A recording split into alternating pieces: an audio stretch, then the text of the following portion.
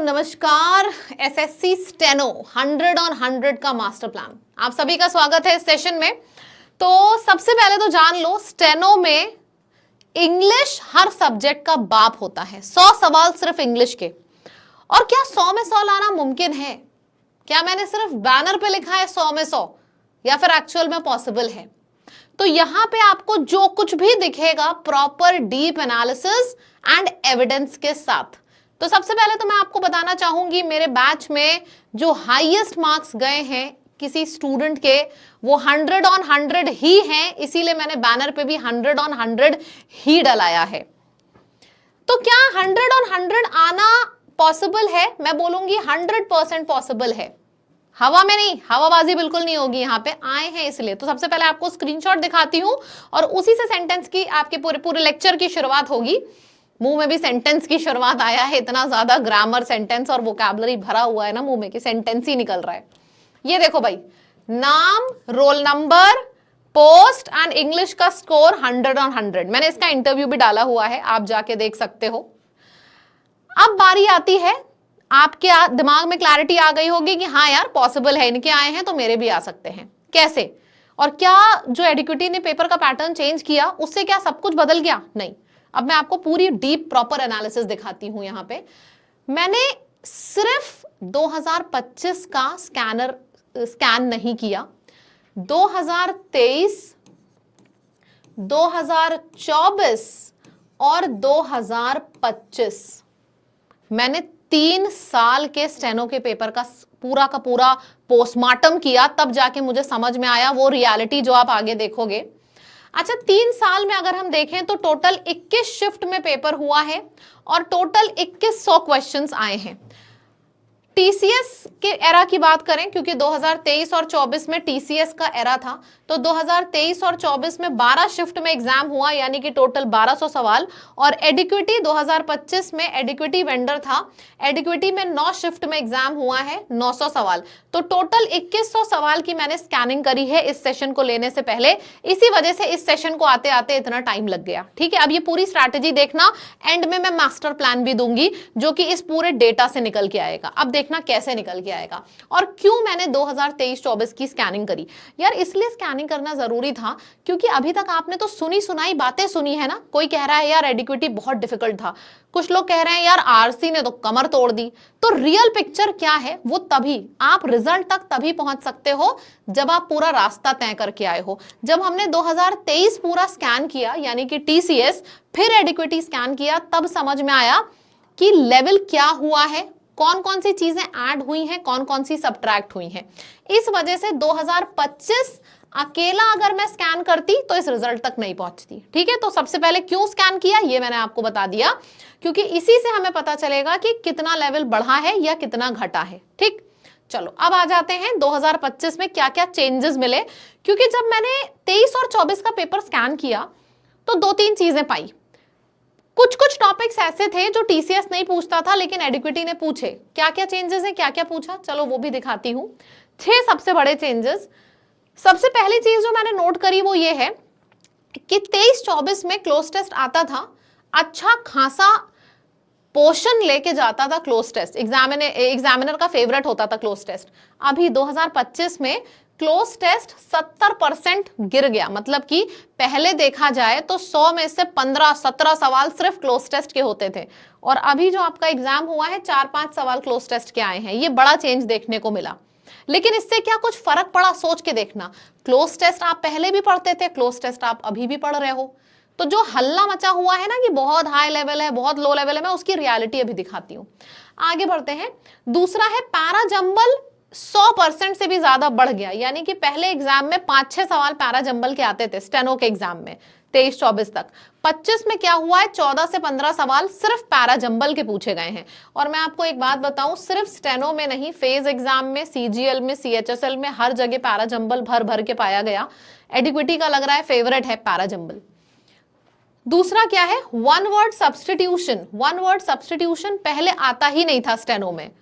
कहीं आप 700-800-900 question scan कर दो तब आपको शायद एक सवाल मिल जाए, अदरवाइज नहीं आता था वन वर्ड सब्सटीट्यूशन। इस बार देखो भर भर के वन वर्ड सब्स्टिट्यूशन आया है, ये 1768% बढ़ गया। इसका मतलब सीधा सा ये है, पहले एक भी सवाल नहीं आते थे और अब हर शिफ्ट में OWS यानी कि वन वर्ड सब्स्टिट्यूशन देखने को मिला है।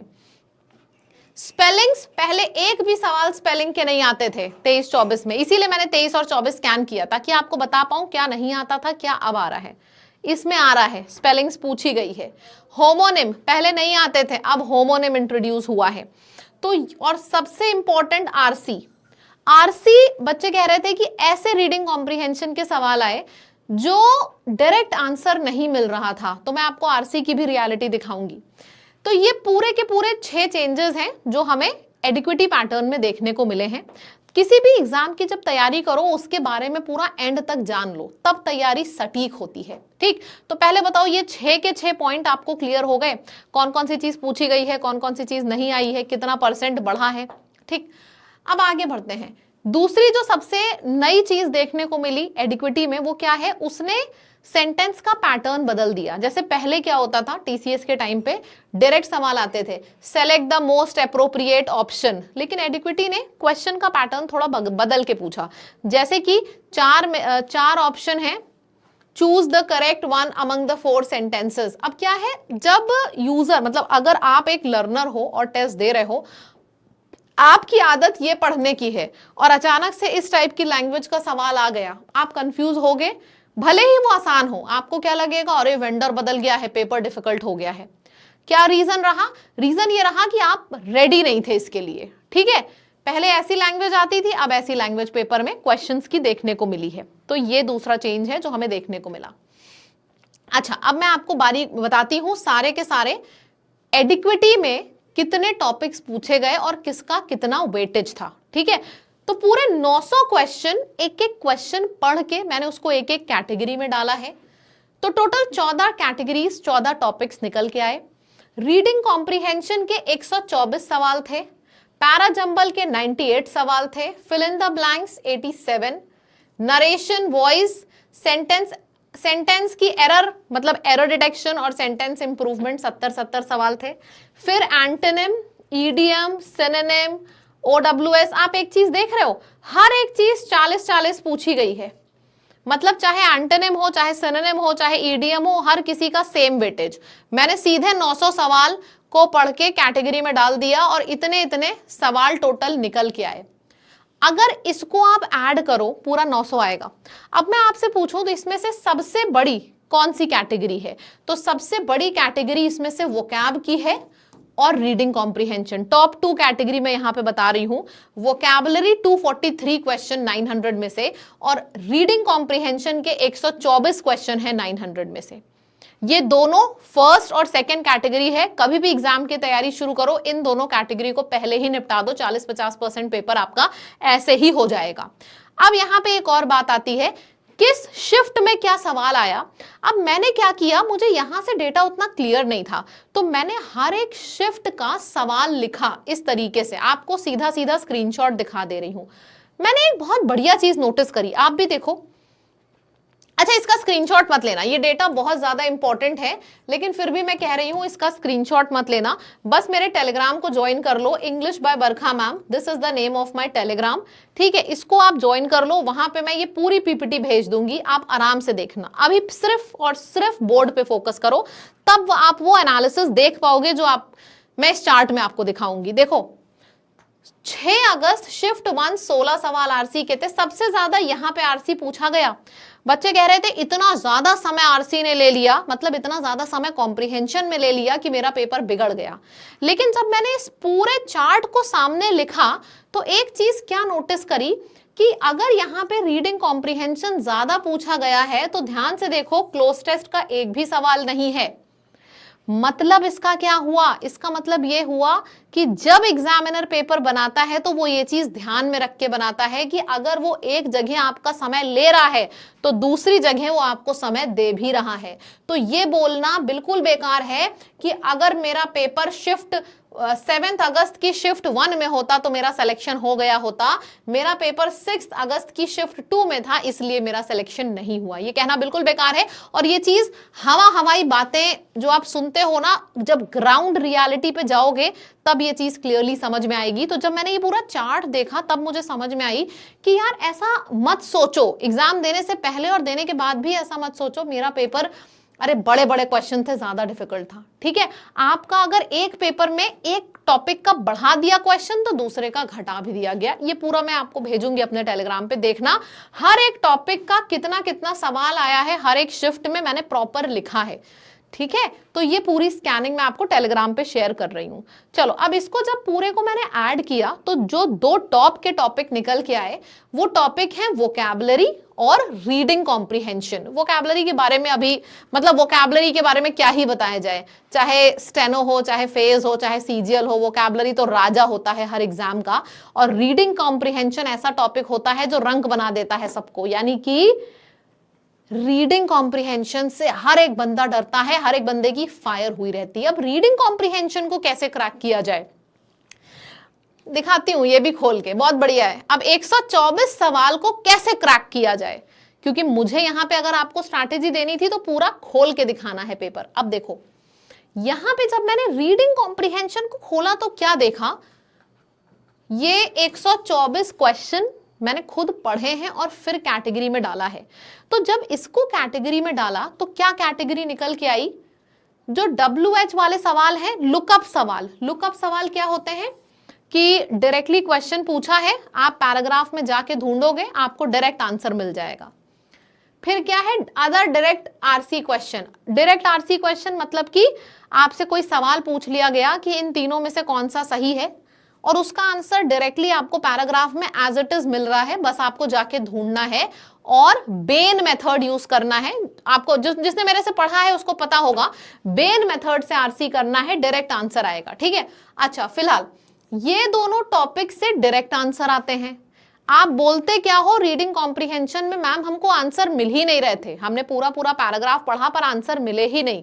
पर अगर आप ध्यान से देखोगे ऐसे सवाल, मतलब अगर हम देखें वोकैबुलरी छोड़ दें, मेन आइडिया, टोन, ऑथर का व्यू, अगर हम ये सारे को ऐड करें 7, 12, 13, 14, 15, 16, वो कैब हटा दो, मतलब 14 ऐसे सवाल हैं जो डायरेक्ट नहीं मिल रहे हैं।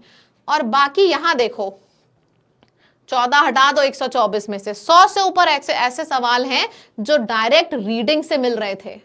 आपको दिखाती हूं डायरेक्ट क्वेश्चन कैसे होते हैं। देखो ये क्वेश्चन स्क्रीनशॉट है पेपर का आपके, 7 अगस्त शिफ्ट 2 का है ये सवाल।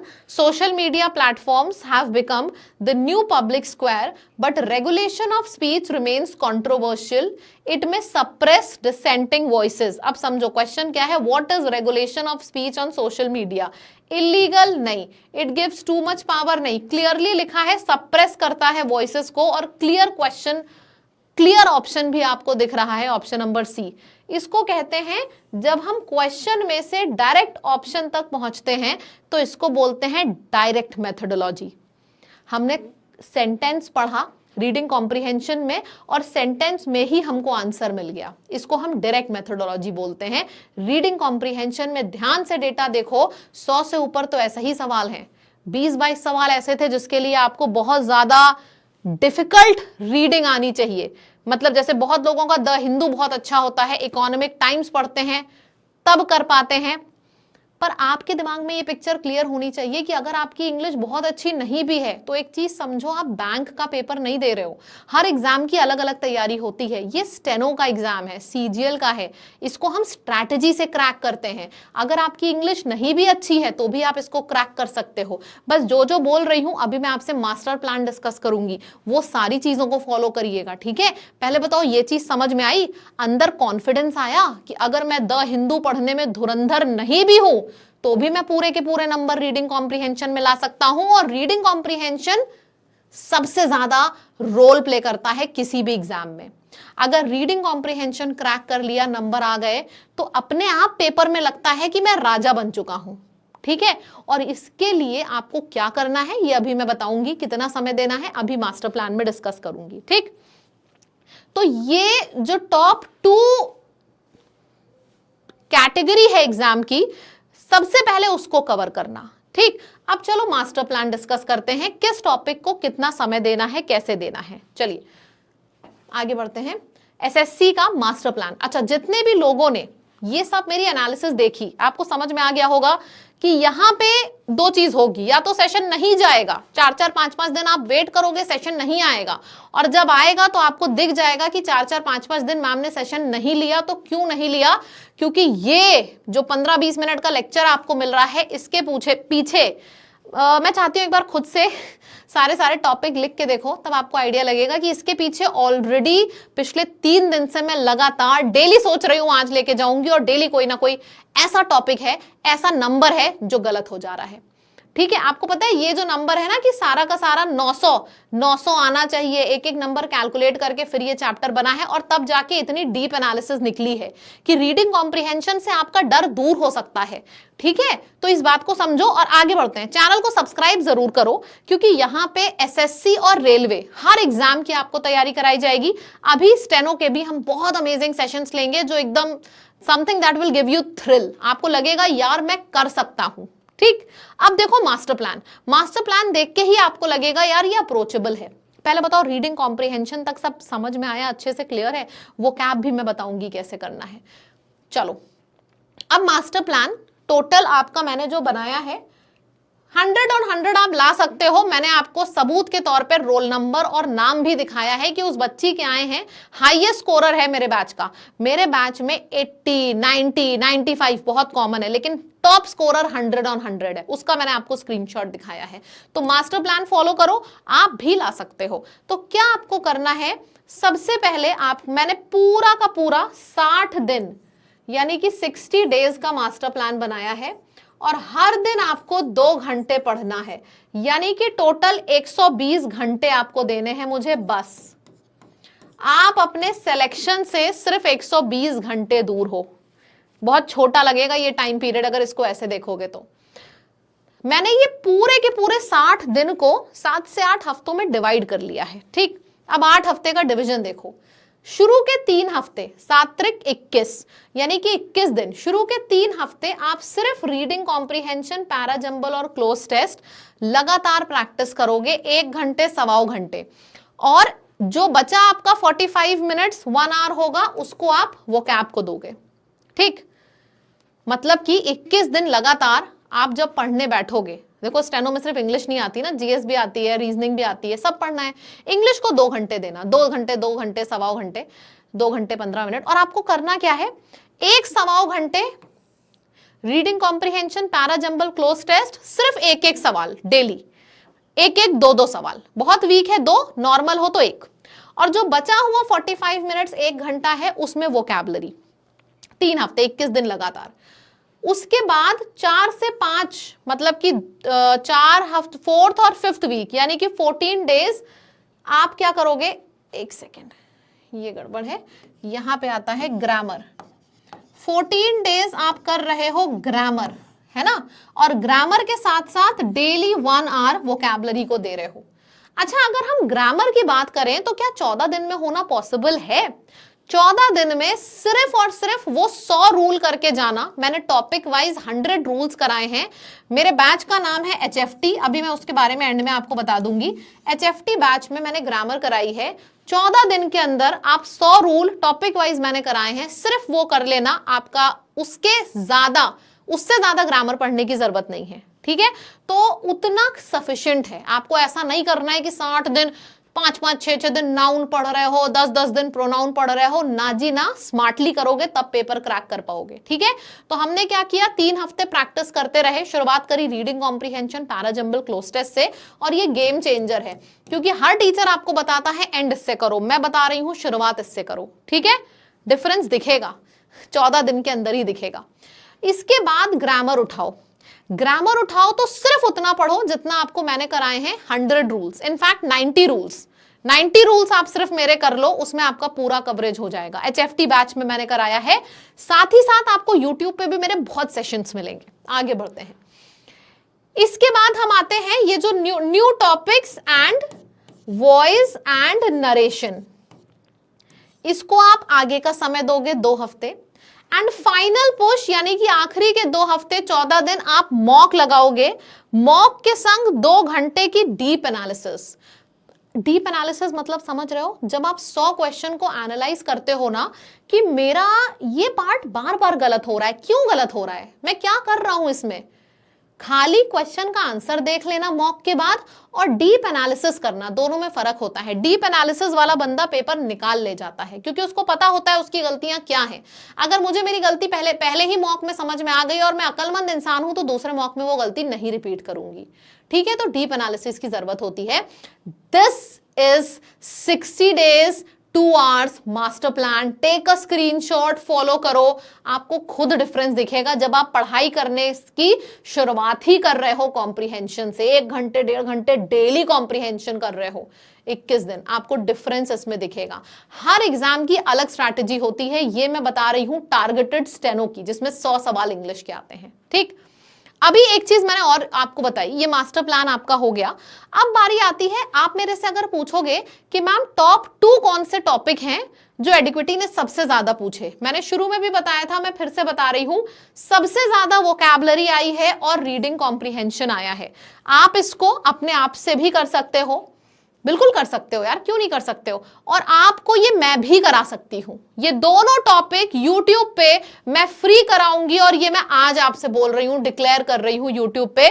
बस एक छोटी सी गुरु दक्षिणा है मेरी, और वो क्या है, कुछ नहीं, ये वीडियो पूरा का पूरा, ये जब मैंने पूरा का पूरा सेग्रीगेशन डाल रखा है वोकैबुलरी का, और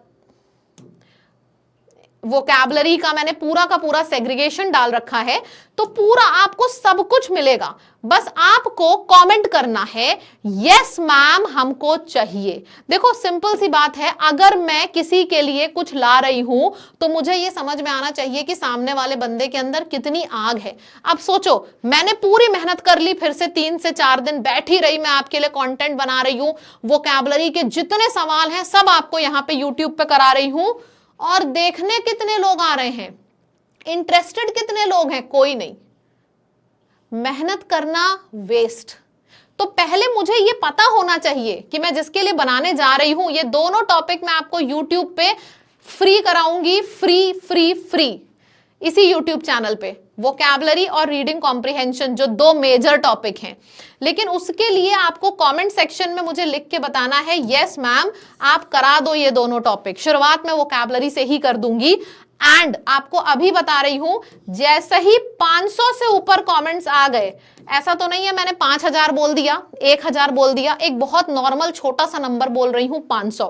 क्या 500 सीरियस लर्नर्स हैं यहां पे जो चाहते हैं मैं ये दोनों मेजर टॉपिक स्टेनो के आपको यूट्यूब पे कराऊं live, reading comprehension and vocabulary? अगर आप चाहते हो तो कमेंट सेक्शन में बस लिख के दिखाओ यस मैम कराइए। जैसे ही 500 से ऊपर कमेंट हो रहे हैं, और इसके लिए सिर्फ और सिर्फ आपको 1 डे का समय मिल रहा है, एक दिन में मुझे समझ में आ जाएगा कि कितने सीरियस लर्नर्स हैं।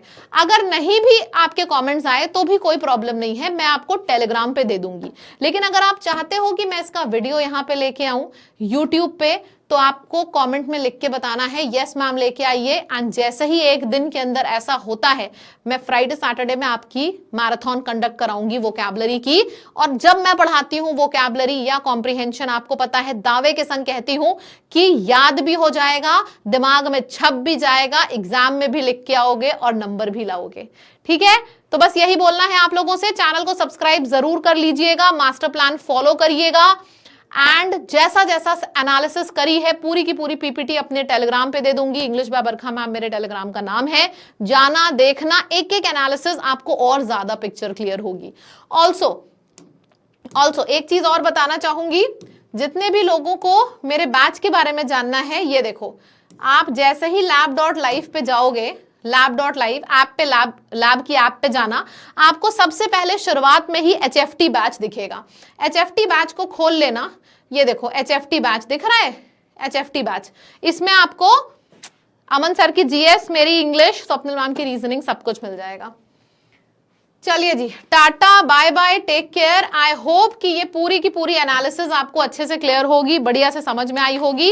इस वीडियो को जरूर शेयर करना, ताकि एडिक्विटी ने डिफिकल्ट बनाया, एडिक्विटी ने आसान बनाया, सिर्फ बातों के बताशे ना रहें, क्लियर डेटा के ऊपर बातें हो, लोगों को क्लियर हो और ये जो डर है वो दूर हो और उनको भी लगे कि अगर हम सही तरीके से चलेंगे, सही तरीके से प्रिपरेशन करेंगे तो हम ला सकते हैं एग्जाम में नंबर, 100% ला सकते हैं। तो वीडियो जरूर शेयर करिएगा। Thank you so much. मुझे कमेंट में लिख के बताइएगा एकदम पिक्चर क्लियर हो गई, कॉन्फिडेंस आया, स्ट्रैटेजी क्लियर है कि नहीं।